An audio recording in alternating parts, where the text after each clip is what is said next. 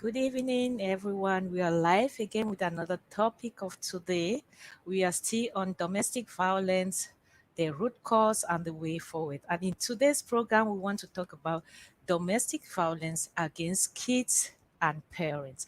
We have two special guests today that are going to be talking on this topic, and let's discuss because abuse of parents by children, also known as child to parent violence, is a form of domestic violence that is not really researched, is underreported and under-researched subject by the psychologists. Parents are quite often subjected to a level of childhood aggression in a form of verbal or physical abuse. Most parents feel the sense of shame and humiliation to have that problem, so much so that they rarely seek help or talk about it. On the other hand, also, children are also being abused by their parents, by their auntie, by their uncles, step parents. These are topics that no one wants to talk about it. It is really domestic violence for kids and against parents and kids is rarely spoken about the way we talk about domestic violence against women, against men. So today we have two special girls. I will call our girls today to come on and give you a small introduction. And let me bring our first guest, Mrs. Bison Lettish, a digital consultant. Welcome, Lettish, to today's program. I'm so grateful to have you here, and I appreciate you for taking time out to come into this program. Good evening, madam. Good evening, Sherry. Thank you so much for having me. I'm so honored to be here, and I must say you're doing a fantastic job changing lives. And this is really a very interesting topic. My name is Letis Bisson, like you said. I'm a digital business consultant. I'm also a mom and a wife. And as a mom, I really take this topic of today close to my heart because I can remember exactly when I was having my kids, the joy I felt at the birth of each of them. I have two kids, by the way. So I really cannot understand it when you hear about these very kids abusing their parents, or those parents with the joy you had when you brought this kid into the world abusing the same child. So this is a very sensitive topic that we are talking about today.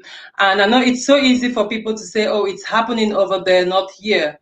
But in the past weeks, we've seen all the cases that have happened. I know this has been happening for several years, but it seems to be growing so rapidly, like the pandemic we are having right now. And I just feel somehow like a curse, like what really went wrong. A home is supposed to be where parents or kids are supposed to feel the most secured and loved. So what really went wrong that these kids are now killing their parents, or the parents are killing their kids? That's what we are going to be discussing today. And you know what they say, when you sit together and talk about a problem, then we can find a common solution to this problem, so that tomorrow it does not occur to either of us. So I'm so honored to be part of this platform today, and I'm looking forward to learn and share also. Thank you for having me. Thank you, Letty. I'll just call my next guest. I will all know him, Mr. Elia Ebeke. Thanks for joining our program, Mr. Ebeke. I'm honored to have you here. As always, you're always there for us. Welcome. My pleasure. Thank you so much, Juriel. Once again, wow. Look, this time I'm fresh, even more fresher. To have a colleague, right? And I listened to the introduction. It's wonderful. You're welcome, Leticia Besung. Look, you will not regret this evening. And as usual, Um, Eli Abeke is my name. I'm an architect by profession, but I'm also trained as a so-called family counselor. I've been doing this now for a couple of years, and so um, with this experience, it is nothing new to me. And in fact, if we all refer to history as as long as we human has been existing, unfortunately, we have been arming ourselves. And what we're looking into tonight is even more closer to our heart. That's why we feel it. And we can't imagine that we will do harm to our loved ones both ways. And so we want to dig it out tonight. Why? How? Why will we let it come that far?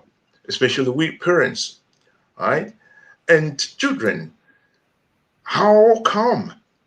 What must we have done, we parents, that we will design our environment to that level that they will copy from us without we knowing? And so there's quite a lot of things we have to talk about our character, the way we live, the way we relate to each other in our family. And before we go out there, as you rightly said, Leticia, while you were introducing yourself, you said it is quite easy to point fingers elsewhere. Mhm. But what about happening in your own four walls? So that's where the problem lies. Um, it is easy to blame institutions or the society out there, but what about our pattern of life? Do we take time to study how we relate to each other? See, so I'm very happy to join you, Cheryl, and Lettice.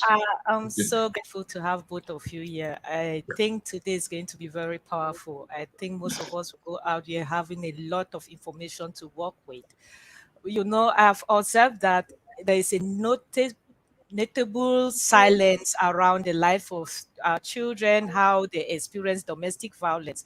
This is really a topic that is not really talked about. Even when you go into the research where it is not really, it is under research, under reported. So I would really want to understand, Mr. Abeke, for you, how does it come about that a child becomes a violent child? Yeah, a child become a violent child. There are quite a lot of um, scenarios, a lot of issues, a lot of things happening in the family setup. We, as human, it is clear, it is common that when we start living, we try to examine our environment. And this environment begins from our own family. Now, a woman will get pregnant for the first time in her life, and the child will come to life. No experience, nothing. The only experience is to have gone through labor. And here is the father on the other side. No experience. The only experience is to have observed the wife gone through labor. And now the child is there.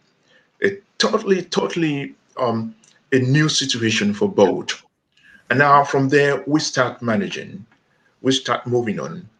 And we have our parents as well. Tips are coming from left and right. And maybe we have read some books.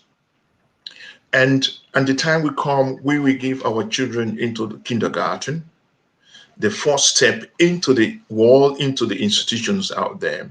So you see, step by step, you are gathering information that you have not even seen or heard in your life. And here you are, you have to guide your child. And here you are, dispute between you and your husband. Here you are, dispute between you and your child as he or she grows up, so on and so forth. So, quite a lot of things happen in this period of time that you, a parent, have to manage. And if care is not taken, this is the time you say this or that. This is the time, even without knowing, you produce some trigger that your child will take to heart. He or she is not understanding, will be wondering why this. So, based on how your family lives based on the alteration from your family members. This is also how your child will grow and your child will be trained. So now, when a child reaches the age of kindergarten, another step forward for that child, not only to hear what is going on in the house, but now another opportunity to pick things from outside. So here again, family couple should be in a right situation to be able to study themselves, study the environment, so that they can choose the right word at the right time, so that they can mingle with each other with peace and love. So this is exactly the fundament a child should receive. But if it is otherwise, because we know all this, there's even in some family there are violence happening. The husband and wife they fight often again, and they quarrel often at times. These are the period that a child will get to learn some certain act of violence without knowing that it is violence. And in course of time, this grow in the mind, and this child only know those violences. This child only know rough words. This child only know how to cheat. This child only know how to say crazy words. And this is how such a child grows up.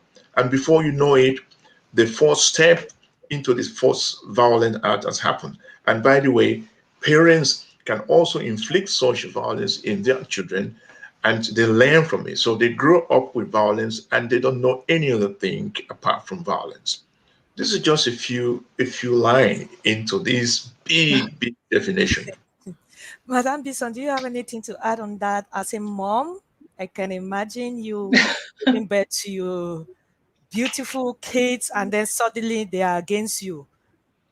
Yes, I just want to say, as parents, what we fail to understand is the fact that most of the violence from our kids stem from, I'm not saying it's the only reason, but one of the reason is frustration. And we must understand that as adults, we have had several situations to deal with, to master situations and to be able to cope with frustrations.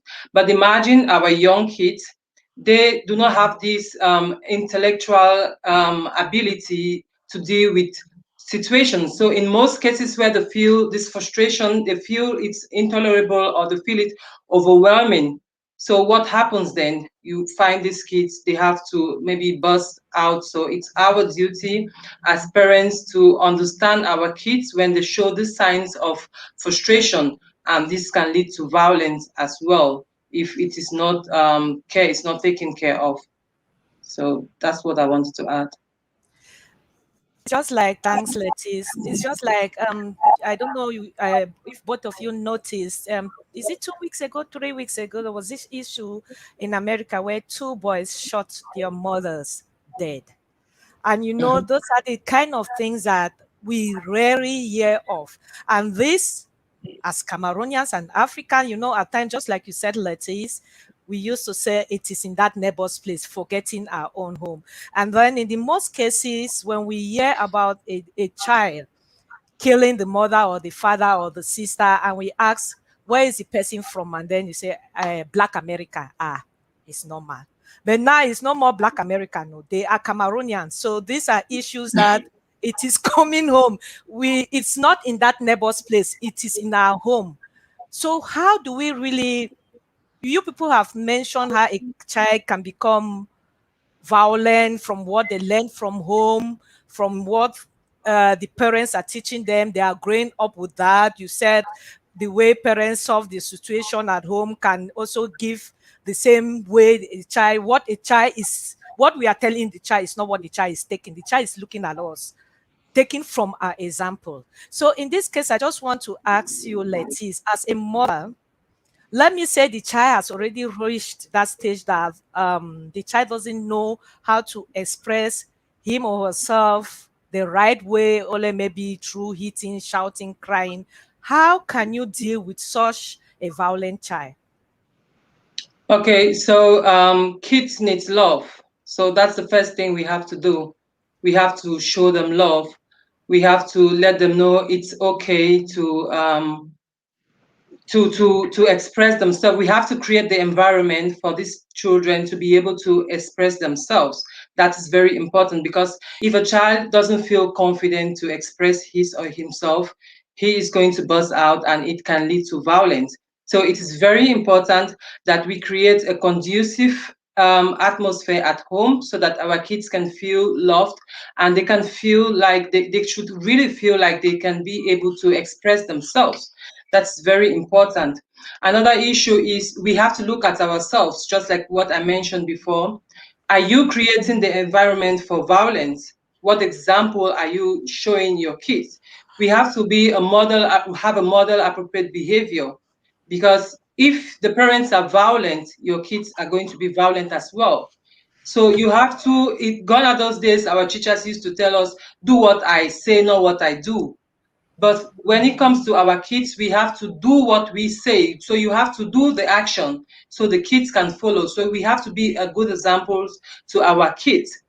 And also, we have to understand that our kids, just like what I mentioned before, sometimes they are struggling to deal with a situations and they don't know how to cope.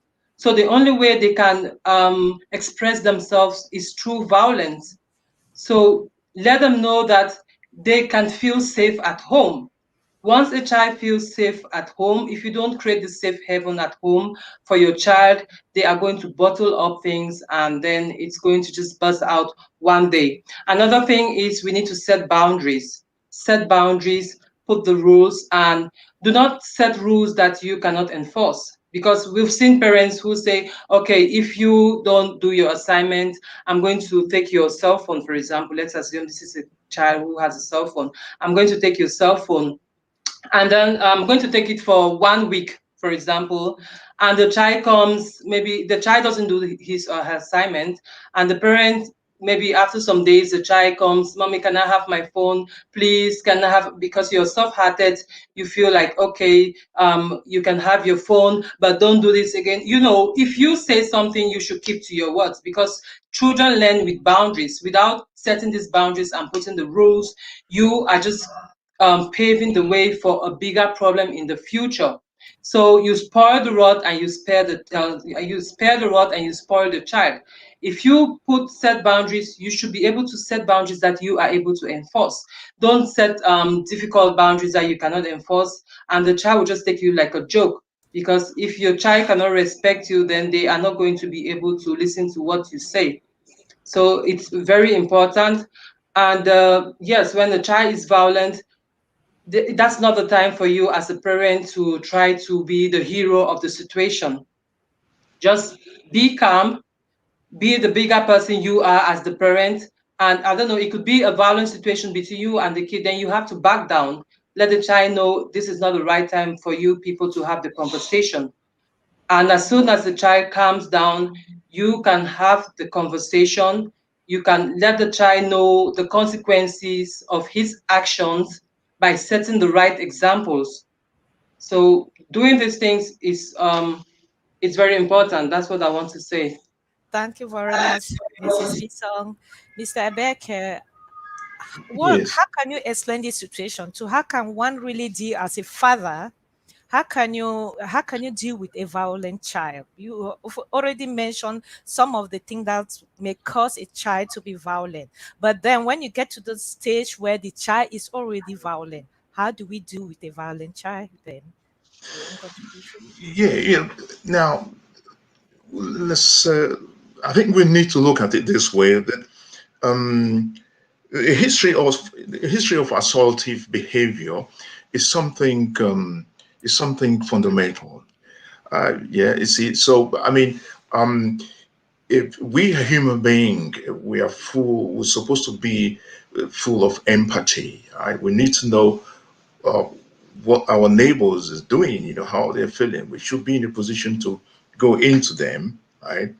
And another thing we also need to create among ourselves is, yeah, that you see we have to dwell with each other without stress, and we also need to work hard as parents, so that the environment we are living in is somehow a little bit okay, so that the children could at least get the basics, what they need to grow up.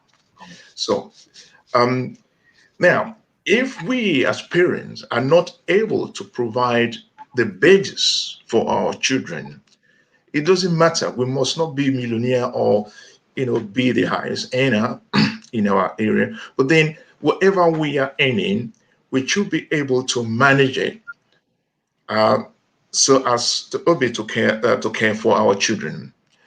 By so doing, we are able to control their mind and tame them, so to say, and bring them to a level where they now begin to understand what it is to be in a family, to understand that they are living, they have siblings, and the person opposite or standing before them or their friends are also a human being that they need to reckon with if they're looking for assistance.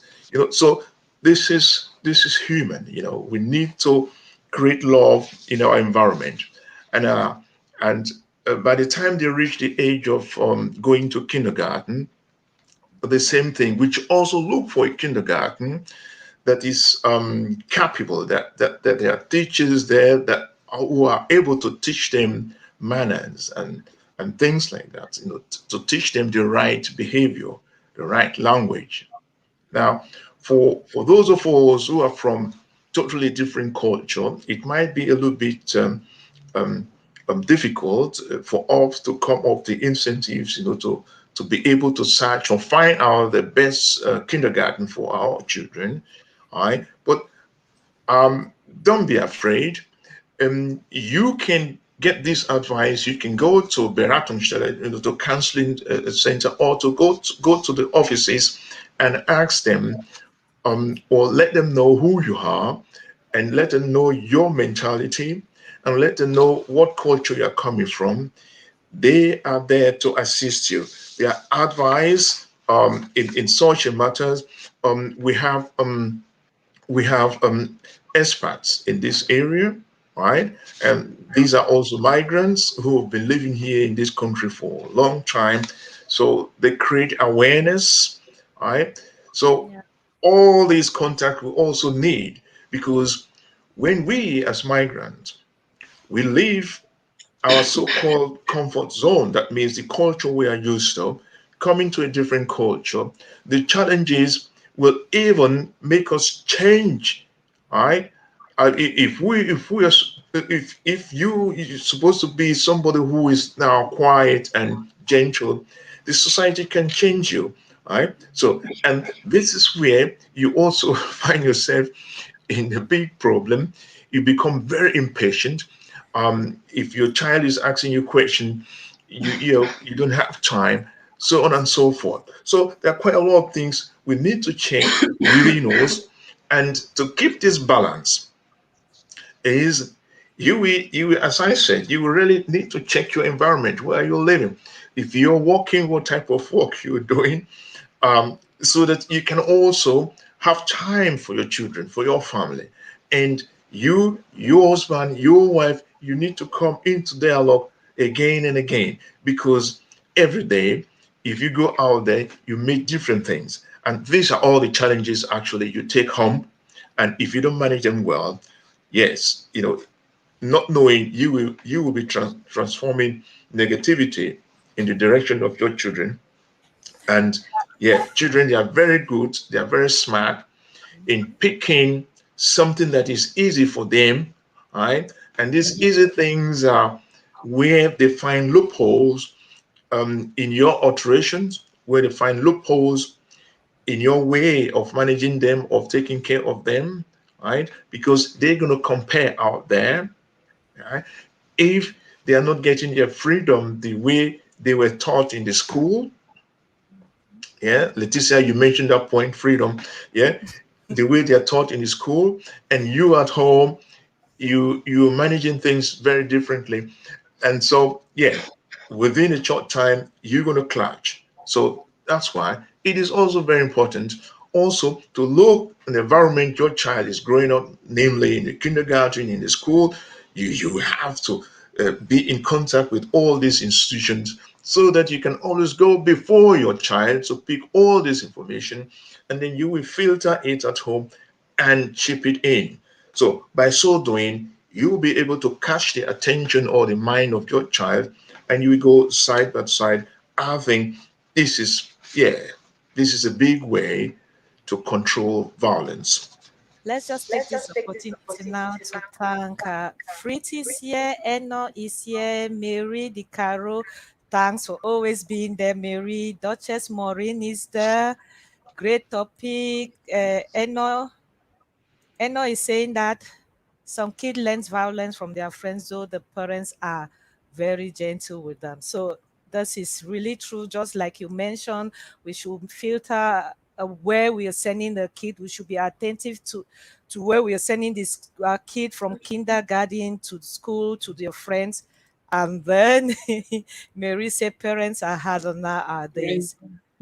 Mrs. Bison, what can you tell us about that? Parents are harder Yes, nowadays. it says, I think parenting is harder nowadays. I think that is also, that is true. I don't know if it's true or, but there's a lot of information out there with the social media and everything. And I must say, parenting has not changed as such. Times have changed and parents have to up their games, because having a kid, the mistake most parents make is having a kid does not equate having the rightful skills, parenting skills. So that's why you see people ask for help or even read books, because you cannot assume just because you have a kid that means you have the necessary parenting skills to bring up this child. So it's okay to ask for help. And when these kids grow, they have differences and other challenges in the various ages. So we have to up our games as parents. And it's just with the social media as well, like I said. So just like Eli said, we have to really try to be there. We have to really be attentive to our kids, who are the visiting, who are their friends. It's not always just giving them the video game to play, take care of themselves so you can have time for yourself. And it's even worse for those of us who are living abroad, because a lot of parents, a lot of us, unfortunately, because of the bills, we are chasing the money. We are, the parents just exchange, I don't know, kisses on the way the mom is going out and the dad is coming in, or vice versa. And most of the time, we as parents don't really take time to find out exactly what's happening in our kids' lives. The kids spend, I don't know, 7 hours in the kindergarten, and then they go to the OGS, or the hot, as you call it over there in München. So we have to be involved in our kids' lives. When you miss that, then you really miss the opportunity to have control or to understand what is happening in this kid's life. And at a certain point, it becomes too late, because you grow with this child, you grow with these things. You don't just wake up tomorrow when this child is 17 and you want to impose, you want to be part of their life, you want to get into some of those areas that they have already carved as a private area for themselves. You have never been part of that area and you miss a lot of things. So even when they become violent or when they start acting funny, you did not even see that coming. But these are things that when you are attentive to your kid, when you are there as a parent, you can notice the slightest change in your kid's life. So I think we just have to up our games as parents. So, Mr. Adeke, do you think parenting is harder now? Is that really true? That parenting is harder nowadays.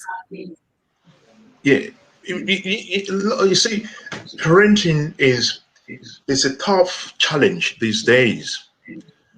Uh, it's so tough because um, we are living an era that, with a push of the button, you get nearly everything you you can gather in terms of information and having fun. You know, having fun. I think we will really have to watch it crucially. We really need to look. what type of fun are our children having? It's very important because by the time you turn your back on your child, these days they are very, very smart in Mhm. all sort of things, computer and all. And having an access to the computer, to the internet, is just like you're leaving your child alone on the street, right? And that aspect is so crucial, is so important that we parents, we should be in in a situation, in a position to monitor it. I know we cannot monitor totally, but whatever is happening in your four walls, I think you should monitor it, should be able to monitor it. And to some extent, what is happening in the school or in the kindergarten, you should also be able to monitor it. Right? So the system, fortunately, also gave us that opportunity because we have parents' evening, and at any time you can stand up, go to the school or the kindergarten. If you are perceiving anything funny about the behavior of your child, you ask question. Right? So that's one. And two, at home, between mother and father, um, it is also very, very important, especially in this modern life we're living, that there shouldn't be competition between husband and wife at home. What I'm talking about is there. It's not easy because um, when you come to a family where either the father or the mother is influential and then the other one is passive in the training, in the upbringing of the child, there's every tendency that the child basically listen more to one of the parents. And this can really bring a lot of problem in the house because one is far, far stricter than the other, and the other one is very, very tolerant, too tolerant that the approach to this topic of bringing up this child is not balanced. Yeah, we've gone through all this, and in fact, we are also counseling older parents who find themselves in such a situation. So the organizations out there, um, just like what is running on the screen, there's, for example, Kölner Väter here in Cologne. These are organizations that they are specialized in looking into such matters in advance, right? But then the parents need to come out. The parents need to identify such problems or misunderstanding in the house, or even if it has come to that, that both parents are not agreeing on some certain matter, it is always very important to look for advice because the point is that when there are too much quarrel in the house, the tendency for a child is to look and assist the weak one, the so-called weak one. Now the question is, how is weak defined? Is weak defined just by when who can hit harder and the other one falls down, or are there other ways that we can trigger each other, maybe through the words of the mouth? That is also sometimes even a sharper sword, the words of the mouth. All these, your children pick all this. So it is very, very important to know that the trouble at home is where is equal to the fundament of what we will now later see if we don't manage it, um, as violence, or what our children are picking for them to come that far. Especially boys' child, um, when they reach a certain age, as from the puberty age, and we are also seeing from experience from studies that especially a single mom bringing up a boy child, it is always very, very difficult because as from a certain age, when this manhood is coming, the tendency is to see the mother. Yes, of course, he knows he's still the mom, but on the other hand, he sees her as a weaker vessel.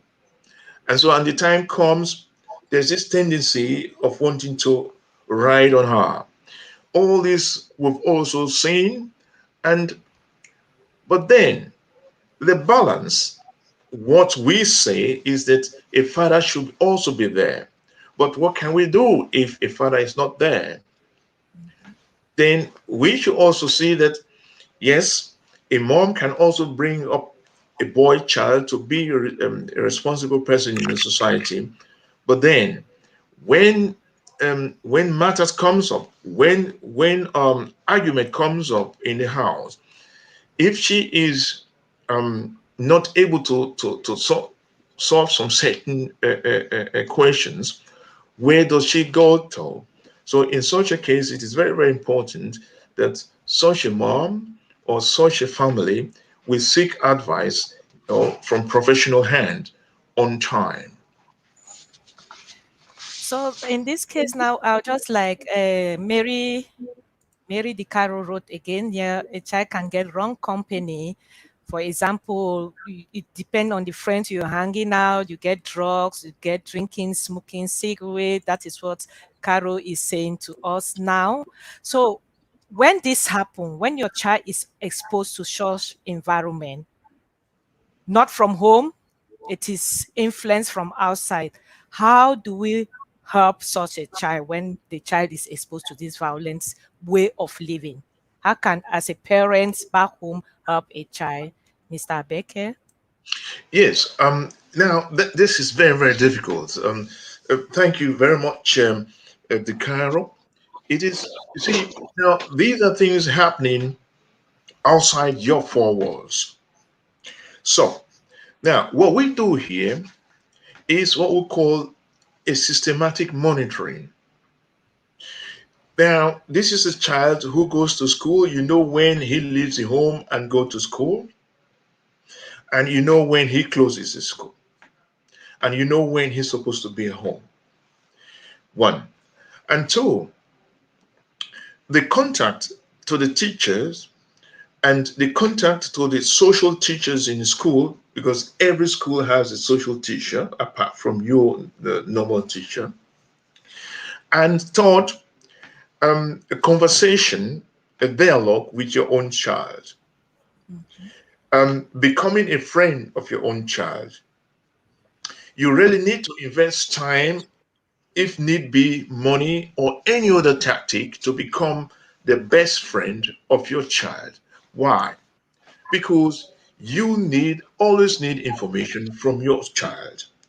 Your child should come to a certain stage to feel free and not be afraid to tell you some certain things. Yeah. You see, um, the methodology to get to that point is really, you have to be lucky to be created that way by God. Yeah. But if you don't have, you suppose you can also learn it. Yeah.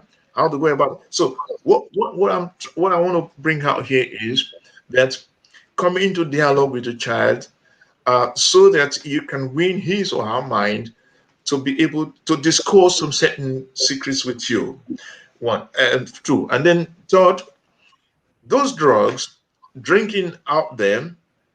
Yes, if you don't drink and drug at home, it can also come from outside.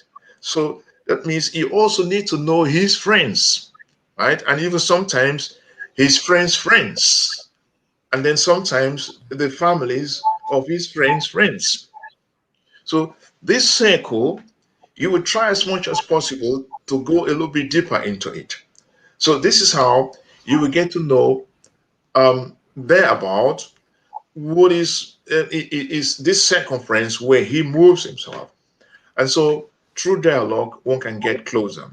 And lastly, um, there's also what we call um, um, social education. See, in other words, you will also um, um, go look for all this information on your own and explain to your child at home. It's just like the first time when a child is getting a education in his school. And well, for most parents, they even do it at home before the child starts school, right? So, but I know there's some parents, they are somehow a little bit conservative inclined and they feel letting their children know what is sex at that early age is not necessary. But from experience, yes, it is necessary. So also, it is necessary in all these things like drug, even tablets. Yeah, tablets is common at home. All type of drugs is common at home. You can sit the child down and read to them the side effects of such drugs. So this is also how you can train them that any abuse of such things is equal to abuse of drugs. And so they get to know all this and the danger in it. They are cautioned. And so by the time they meet their friends out there, they might be able to even say, hey, look, I don't do that. I don't like that. I don't want it. Yeah, so this is a way to address that matter. Thank you Thank very you much. very much. Mrs. Mrs. Bisong, Bisong, anything to add anything on to add that, on that, especially especially now, the sex education? Do you really have a particular age you think they can teach your child drug, sex, any other topic before they go out of school? As a mom, what is your take on that? Well, Just imagine your child comes home and smoking. You don't smoke at home. You don't drink at home, and then he comes home smoking. How can someone prevent such a situation then? okay, I want to say just, Ella, you said something about being friends with our children. I think that is very, very important. And that is really what I want to really focus on because I am really a believer of that. Because, most times what we do as parents is always trying to impose on our kids, thinking, okay, we know more than them, we should tell them what is best for them. But the best way you can get into a child's mind is actually bringing yourself down to the level of that child, let the child know they are able to tell you anything and to really be open with you. That's the best way you can really know what's happening in your child's life. So, as per your question about sex education or any other education of any kind, I don't think that there is a particular time. Once you see the child is already, kids nowadays, sometimes even in the kindergarten, they come back home and inform us of some topics, take us by surprise. So at any given time, and that a child, you feel like you should give this child this information, start telling them, the earlier the better, right? Because Mhm. our kids now are so smart, and what we have, the mistakes we make as African parents, is that we have this habit of lying. A child will ask you a simple question as, how is a child born? How do you give birth to a child? And you will hear terrible or very funny stories about this. It's difficult, I know, because for some of us, maybe you did not get that education. So you are just continuing this vicious cycle, if I should say it that way. But I think we know better, and we should educate ourselves more. That's why I always say parenting is not a skill that just comes when you have a child. Once you have a child, you have this responsibility to really do your best. So you have to inform yourself. You have to ask for help if you are not capable of doing that yourself. You have to educate yourself so that, and the most important thing, you have to be a friend to this child, not an authoritarian or a dictator. That way you can really understand the needs of your child, you can communicate with this child, and they are going to help you really understand what is happening in their environment. They are going to be the ones to tell you about that friend who tried to influence them to do something bad they did not want to do, instead of you learning of that later. And I think that can really help really curb away some of those situations where a child will surprise you with cigarette or drugs or something. Of course, you cannot really master the whole situation, but when you do your best, I think 90% of the job will be done, and the rest you leave it in the hands of God. Yeah, You just that's a good one. 10% you leave in the hands of God. Yeah. Sorry, Sherry. Can I just say one sentence here? yes. Um, you know that one you said. We don't tell our children the truth how they came to war, right? You know, here in Germany, we also believe in Storch. I don't know how you call it in English. That the Kinder werden ja, ne, von Storch. This bird. That's yeah. So that tradition is also here, right? And yeah, it's quite interesting anyway. But Jury, I would Yes. also like to comment on sexual thinking. So Yeah. if you see bring on that question about yeah. Okay.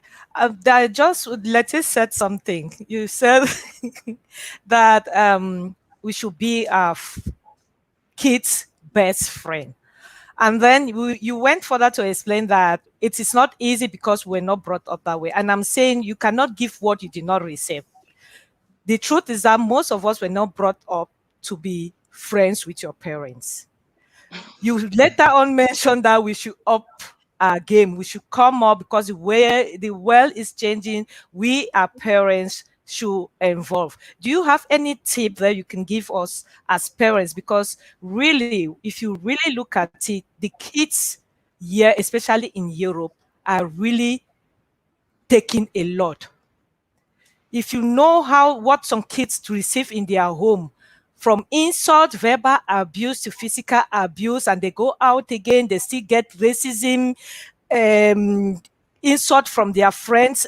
In the environment is really putting our kids a lot of pressure. We as parents, how can we help? Because just like Empanti said, it begins from home. Empanti just made a statement from the comment there. I will come back that every training we give a child, it begins from home. And I believe that bringing up an emotional balanced child, confident child, be it a boy, a girl, begins from home. But most of us African parents don't know that. We are the first to insult our child, how foolish, dumb, useless, you are going to be a thief, you're going to, all those things, all on the child growing up. Please, I need both of you to really enlighten us on that. How can we go about such as a parent's tips? Let's be some. Yes, we are laughing, but what you said is really a very serious situation. And I have seen so many cases. I should tell you that because it's very common in our African society. I'm talking about the African society because that's the one I'm versed with. I don't know about other cultures, but perhaps, human traits are always similar from culture to culture. So it Mhm. may be possible as well. And the truth is that, just like you said, Cheryl, a child who doesn't grow up in a conducive home, when parents are aggressive, sometimes they put the stress on the child. It could be financial stress, it could just be stress they have with each other, and they have to take it on the a weaker person. And it's such a shame that we have to take out our stress on our kids, these innocent kids. And but the truth is, we should be careful as parents with the food you feed your child. This child is going to feed you the same food tomorrow. That's why we have the situation we are having right now, talking about kids killing their parents, being violent, keeping aside the other factors that cause that. But I think as parents, we have a role to play. That's why I talked about model appropriate behaviors. If you do not have an appropriate behavior as a parent, your kids will just copy that and it will come back to you. So we have to create this environment that whereby our kids will feel safe. Our kids should feel loved. A home, like they say, is the first place where kids are supposed to feel loved and secured. So if a child doesn't feel loved and secured in his home, then what would that child become? Because we live in a society where there are so many things happening, especially for those of us who are living abroad. This child is faced with racism, he's faced with other different situations out there, and he comes at home, he doesn't even have a parent who can tell him, I love you, who can make him to feel like he is worth something. So we have to take time to validate our kids' feelings. We need to understand what they are feeling, and we need to know that what we do in our environments as parents affect our kids. It doesn't matter if you are talking to the mother or the mother is talking to the father, they know exactly what's going on. You know, sometimes even when you have a little misunderstanding with your partner, you will be surprised at your 3-year-old. They just observe and they can tell that mommy is not happy with daddy or daddy is not happy with mommy without you saying anything. So we have to really be careful. And I know it's difficult because when you don't have this thing, you cannot pass it over to your kids. But we know better now, like I said. So each time you have that urge and you feel like you should bash on the kid because you as a parent is frustrated, maybe for one reason or the other, you should just have a moment, click, think about it. And we have to learn how to apologize to our kids. African parents don't apologize to their kids. When you do something, you just expect like, yeah, it's okay. So what? Forget about it. You know, you have to be able to tell your kids, I'm sorry about the way I spoke to you the other day. I know even if he did something wrong, let him know I was not supposed to talk to you the way I did. I'm sorry about that. That will not make you less of a parent. On the contrary, your children are going to respect you more and they are going to copy that and they are going to transfer this positive attitude to their kids as well. And we need to learn how to say please as well. You know, it's easy. Oh, bring me that cup of water there. Hurry up, why are you taking so long? It's not a military camp. These kids need to know that it is okay, it's normal to say please. And so tomorrow when they are out there and someone just orders them around, then they can defend themselves. They should understand, you know, because this leads to violence in a relationship as well. As parents, we were kids once. So imagine you going through that your parent was talking to you that same way. The next day you are with your parent, with your spouse who is treating you that way. You should have that click in your head. Oh, this is a sign of violence. That's why a lot of people don't even recognize violence at an early stage because they don't see the signs. So we should be careful as parents, the things we transmit to our kids, right? A lot of parents, we make the mistake because we try to duplicate ourselves in our kids. You hear parents telling kids, when I was your age, I could do better than that. When I was this, you gave birth to that child, but you gave birth to a full human who has a mind of his own. He has his potentials. He has his own aspirations. He's created in a different, he just has your genes, but he's a full different human with a mind of his own. So it's really, really crazy for parents to think that their kids are going to be exactly like them, telling your kids, when I was your age, I could do better than what you're doing now, you know. So there is a positive way. These are the ways our ancient parents used to bring up their children, and we should not repeat the same mistakes. So I know many African parents, you think, okay, for me to correct, if I tell a child, don't do that, are you stupid? You think it's love. You can tell this child, don't do that. If you do that, this is the consequences you are going to have. So you can correct the child with a positive manner, and you should lead by example. That is very important. We have to learn that. We have to bring down ourselves. We are in no competition with our kids. These are gifts from God, and we are there like guardians. So we should play our role very well. We should inform ourselves. If there is something you do not know, don't just assume because you are a parent, you know better than your kid. Ask for help when you feel overwhelmed, when you feel like you are losing it, when you are out of control, or you feel like you cannot master a particular situation. I know some people are afraid. They may think, oh, they may social welfare is going to take away my child. But I think On the contrary, they will really appreciate it as a parent if you ask for help because you are facing a particular difficulty rather than putting yourself and your child in danger. And also, just like Eli said, you mentioned something, parents have to have a balanced training. You know, the kids know which parent is weaker and which one is stronger. They know which one to go for. They always test their parents. A child will come to you, mommy, can I have this? You say no. And they go behind your back, daddy, can I have this? Daddy says yes. So parents have to have the same say. They have to have the same point of view how they are educating their kids, because kids know how to use these situations in their favor. And it just makes a ridicule of you as parents.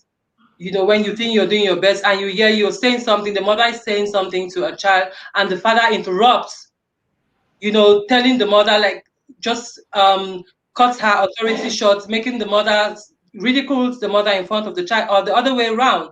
The father is trying to educate the child on something, and the mother just interrupts and makes the child know the father is wrong. You're not supposed to listen to him. Why do you tell him to do that? He's not supposed to do that. I asked him to do something else. Parents, take time off in your bedroom, close your door, discuss as parents your difficulties about the particular situation that your child is going through before you come in front of this child and make a fool of yourselves. So it's crazy to see parents who will stand in front of their child arguing. I mean, they make the matter their own instead of focusing on their child. Take time, talk about this matter so that when you come in front of your child, you have one voice, and together as a team, you can really be of great guidance and help to your kids, because the end result will be what we are having today, you know, this violence left and right, which is not healthy for the parents nor for the kids.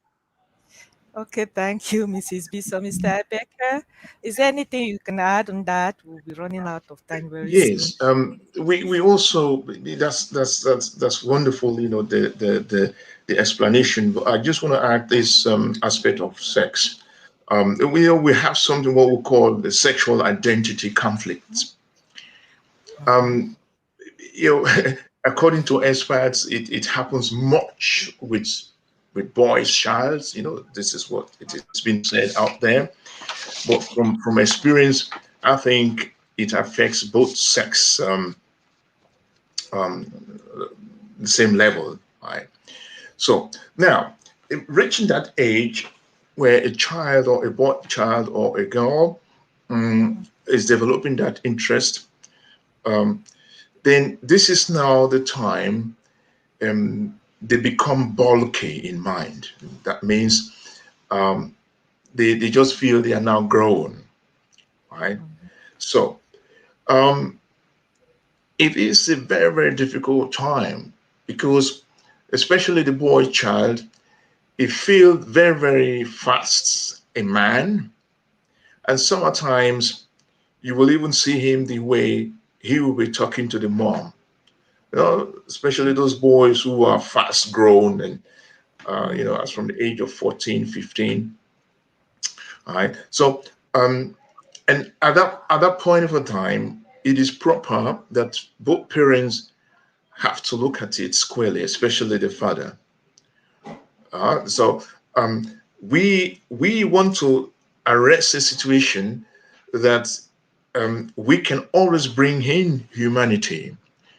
That means conversation, conversation, and conversation, direction, direction, and direction, and choosing the right word at the right time. This is also what Letiz have also mentioned. Now we as parents, and as it's also said, is we are the best example of our children.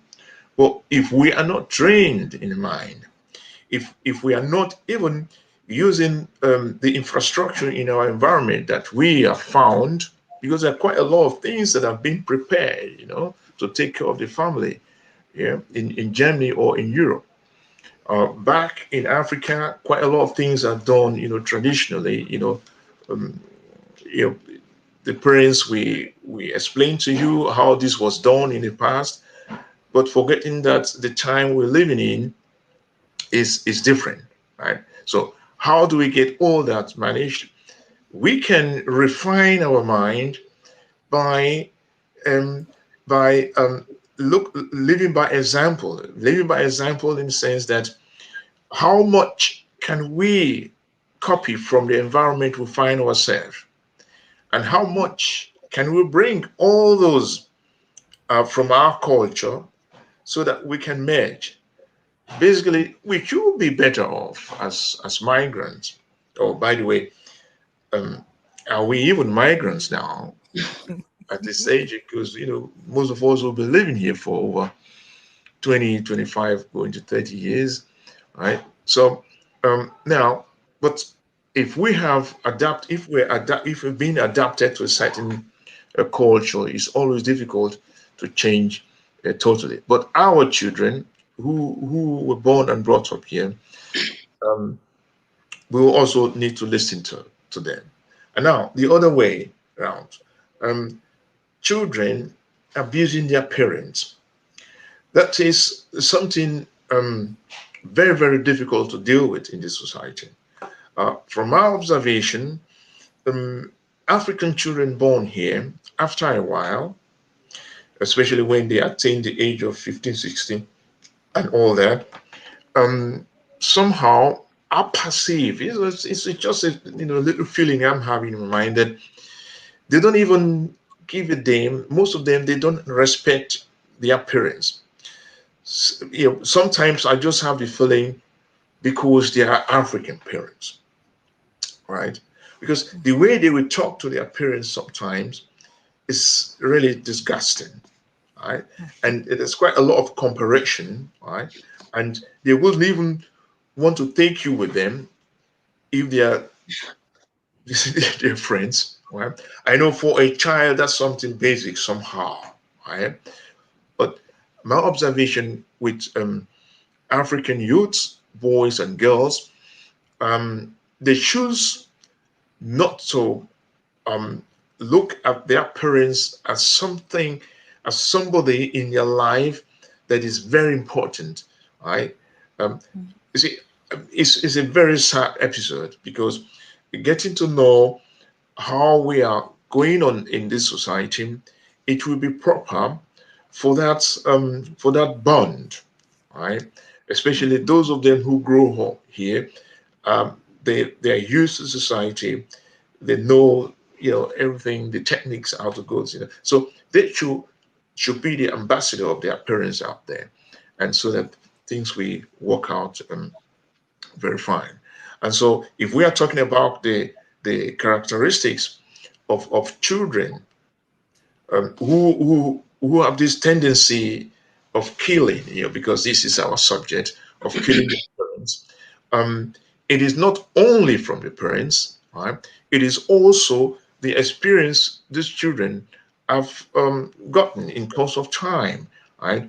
They go through a lot of racism. They go through a lot of different type of discrimination right from kindergarten, right? So if the parents are not clever enough to discover all this that their children are going through, and then you know arrest it on the way, it will build to anger in them, yeah, and they get confused and they feel their parents are not there to assist them, and they go out to join gangs and all sort of things, and before you know it, you become their enemy. The first quarrel, second quarrel, and then boom, it happens. I hope we will we will see things differently. And last sentence: um, it is not only African parents. Also, we have look series of problems within this our so-called host parents. We are, in fact, we are not stranger. I always make this matter. We are here to stay. So now our white counterpart, um, you know, it's not different now. They also have these problems. See, so but now the difference is that they know the system better than maybe many African parents, and so they know where to go to tap for assistance. So Yeah. this is what we should also do, because we are all members of this society. We work here, we pay tax every day, and in fact, we are even, most of us, we do the worst, the hardest job. Yeah. So why wouldn't we also get the fringe benefits, so to say?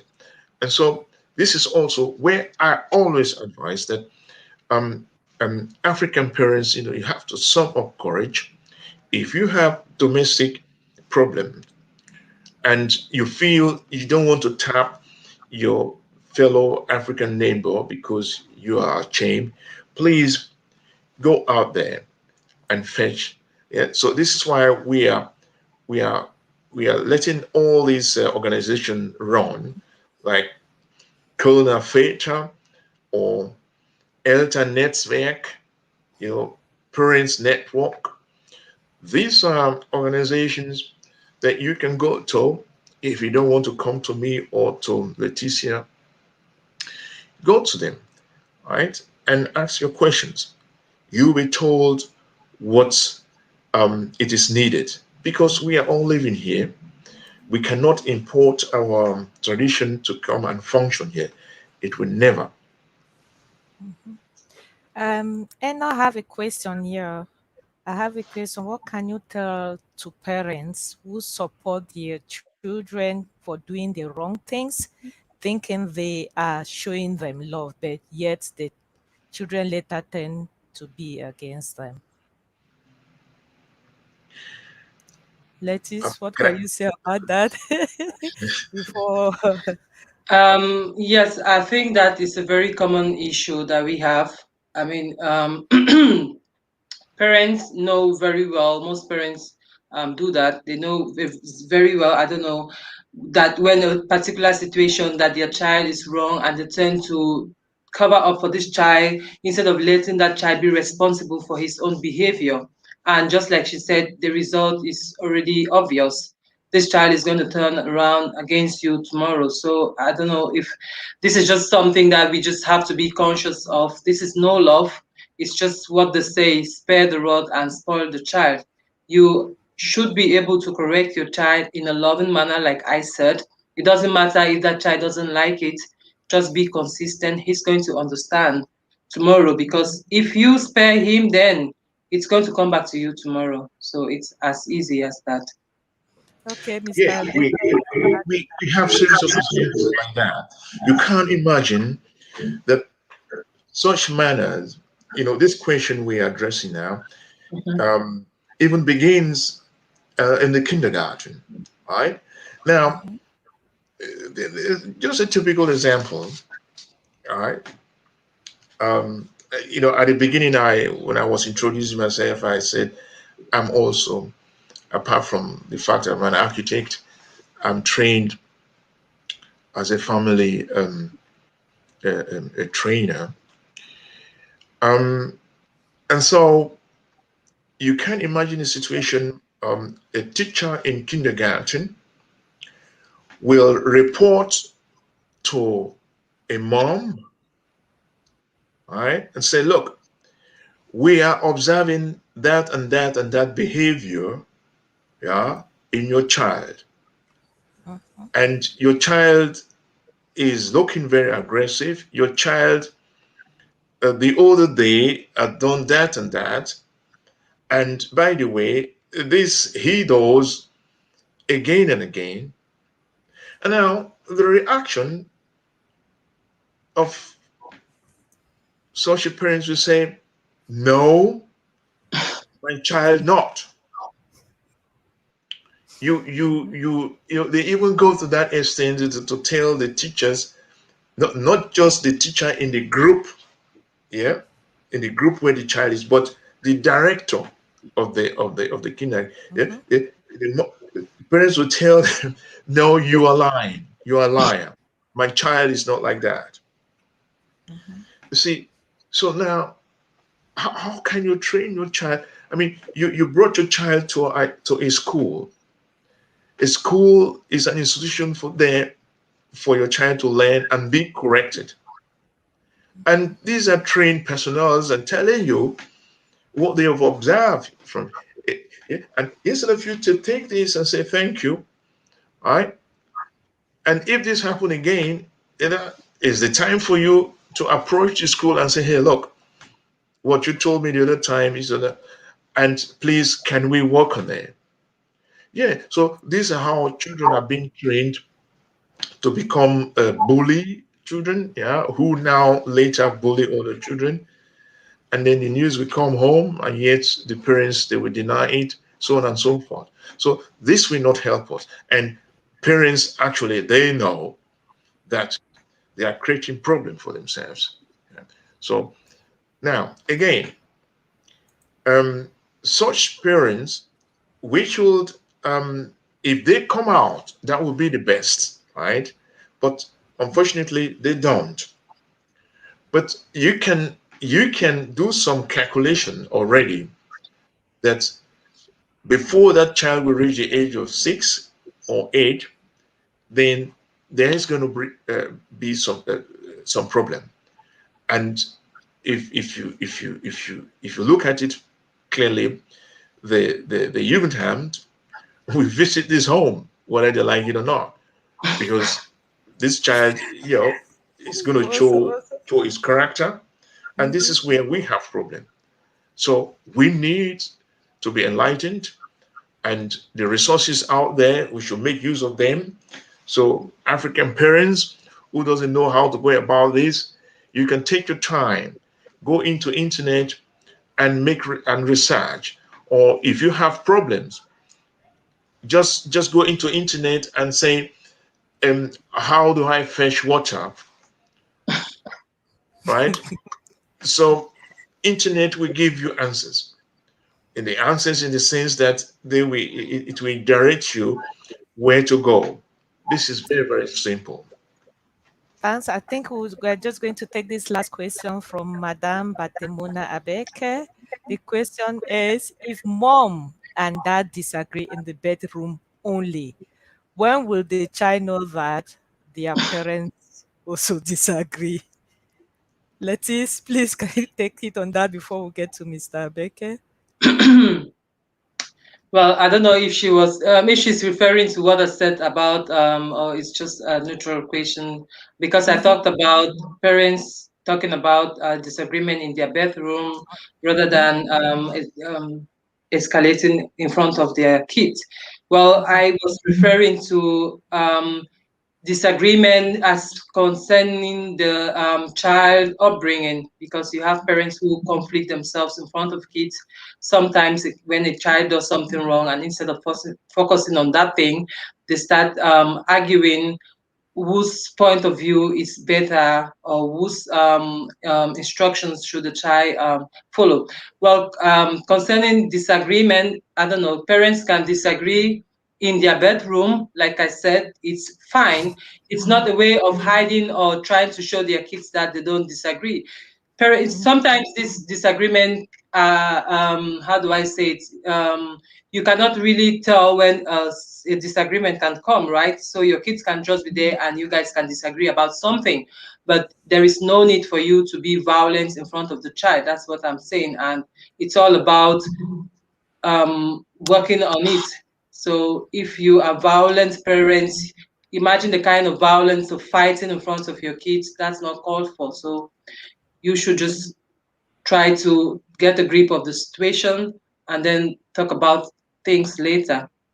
Kids will grow up to know what disagreements are or whatever. You are not there to show them that disagreement exists, or you are not going to purposely disagree in front of them because you want to educate them about disagreement. When that happens and you cannot control it, so be it. The kids will be part of it, but don't go violent, or get a grip of yourself on yourselves, and you can talk about it in your bedroom. That's what I think. and Mr. Abeke, what do you Yes. think? Disagreement in the bedroom, in the first place, is for both parents.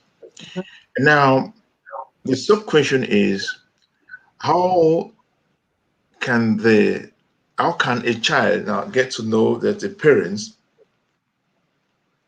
have disagreed? right? So the sense in this question is that if parents disagree, how can a child be corrected? So now the answer is this. If parents disagree in the bedroom, just like as Leticia said, this disagreement should not be before the children, right? So then what have they discussed about a child that they did not agree upon? Is it for a child to get something or not? Is it that a child have come home with problem and this problem has to be solved and they are not agreeing? There are different scenarios, isn't it?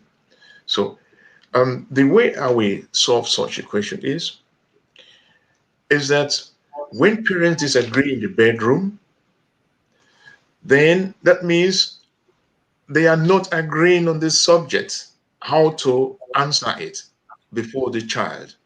Mhm. So for me, then there should be a pause, right? Because even before the day goes by, idea will come, right? And the wife said, "Oh, wait a minute, we didn't agree yesterday in the bedroom, but by the way, this is another point I want to make, right?" And by the time two, three more points comes, I'm very sure reasonable husband or wife, they will come to compromise, right?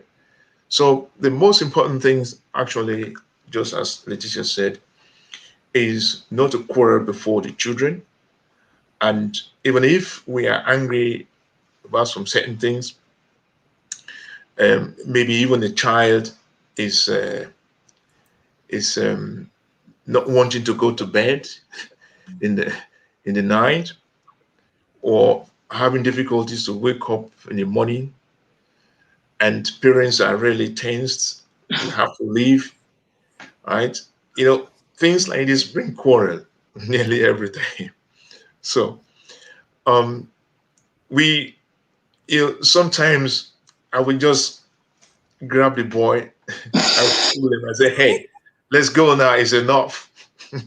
you know, because the mom will say, "Ah, okay, you still have to take that. You still have to take this." But I would say, "Look, that's enough. Let's go now." Right? But what I'm trying to stress out there is, if we can manage our time better, because that's also the problem. If we can manage our time better, I think such situation will not come up, right? But here we are. We do different type of things, especially those of us who are owning their own business. You don't have a special time you work, right? Sometimes you take your work through into the night, and then next day, if you have difficulties getting up, then things like that happen, right? But the good thing is, both parents knows, okay, we didn't get up early enough, so nobody has to be blamed. And then we have to keep the balance, and yeah, things goes on. So I think we'll have to round up for today. Mrs. Bison, please, can you just round up for today? 3 minutes to talk. If you can cut it to 2 minutes, that would be great. We are running out. We've taken more than 1 hour. Don't worry about the time. I don't talk too much. Yeah, it was really an honor discussing about this topic. I know we really cannot exhaust it because it's a very, very broad topic, but I'm sure that just like myself, I've learned a lot from Eli, everything you've shared, and we've shared quite some very, very insightful tips. I hope that everyone watching us got some value.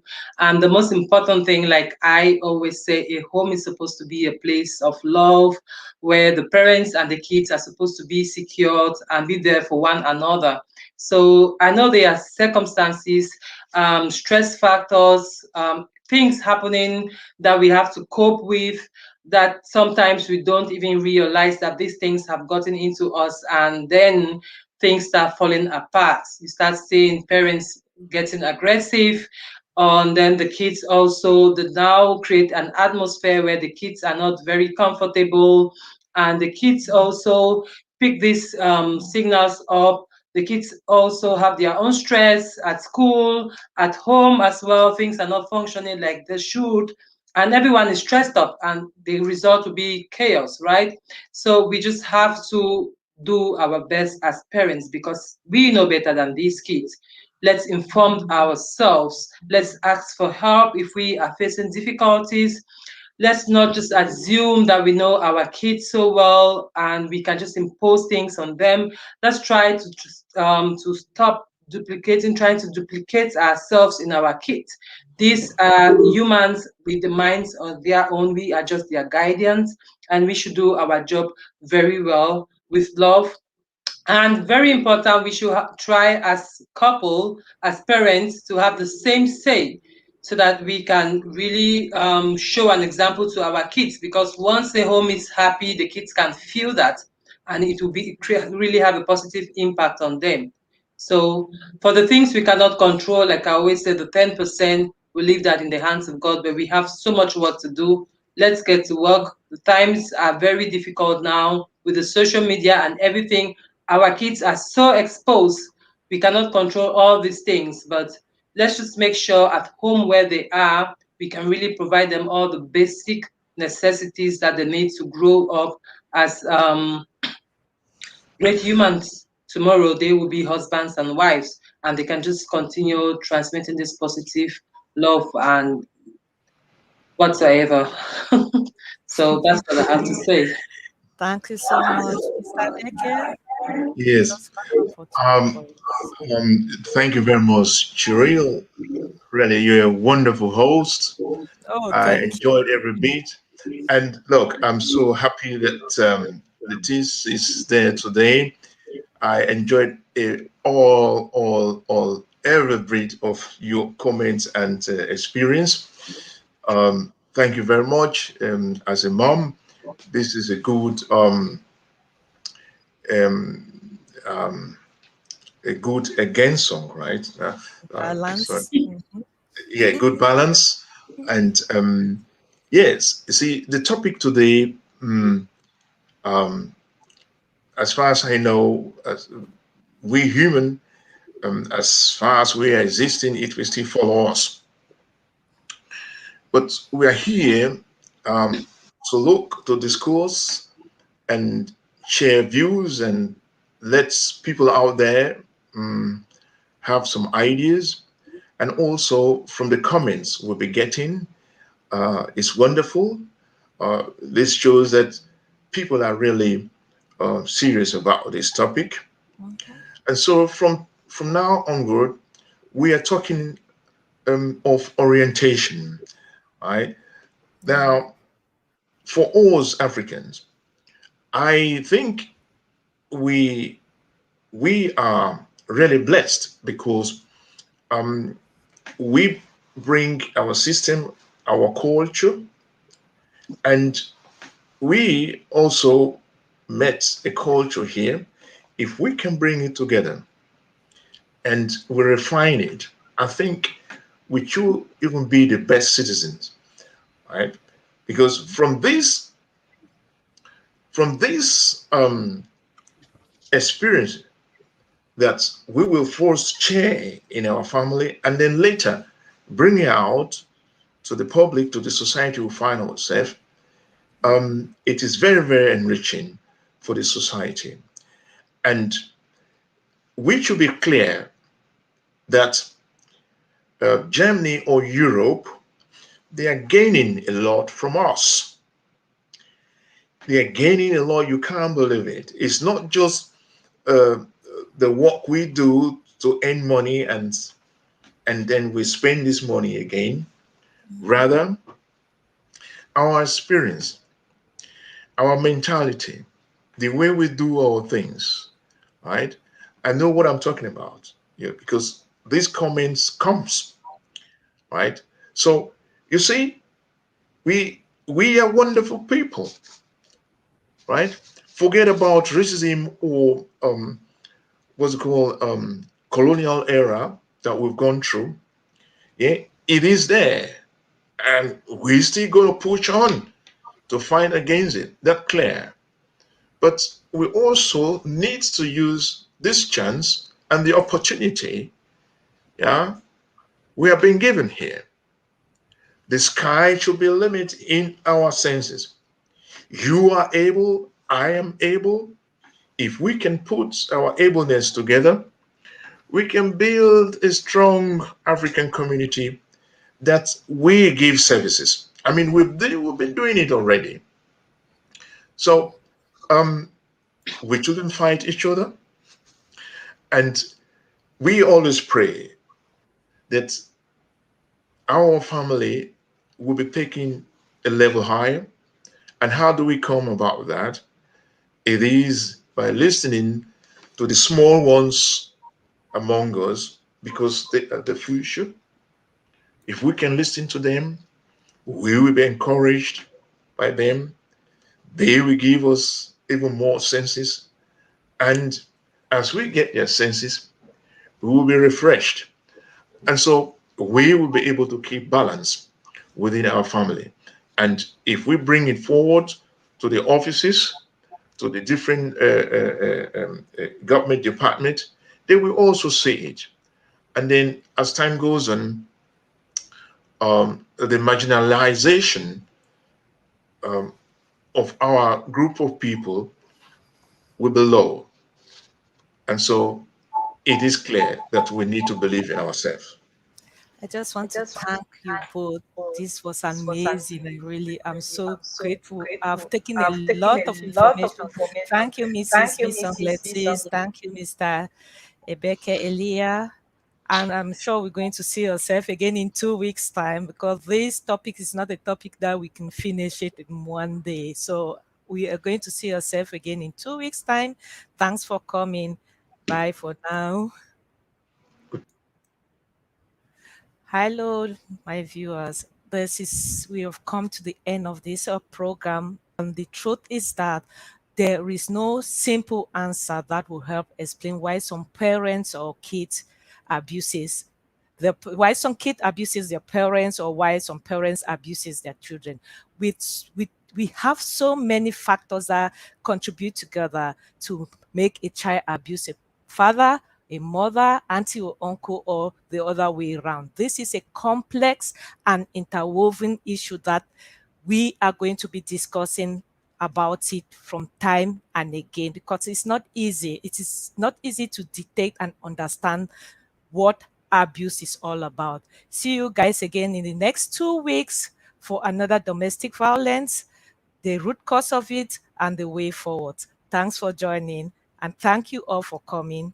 Bye for now.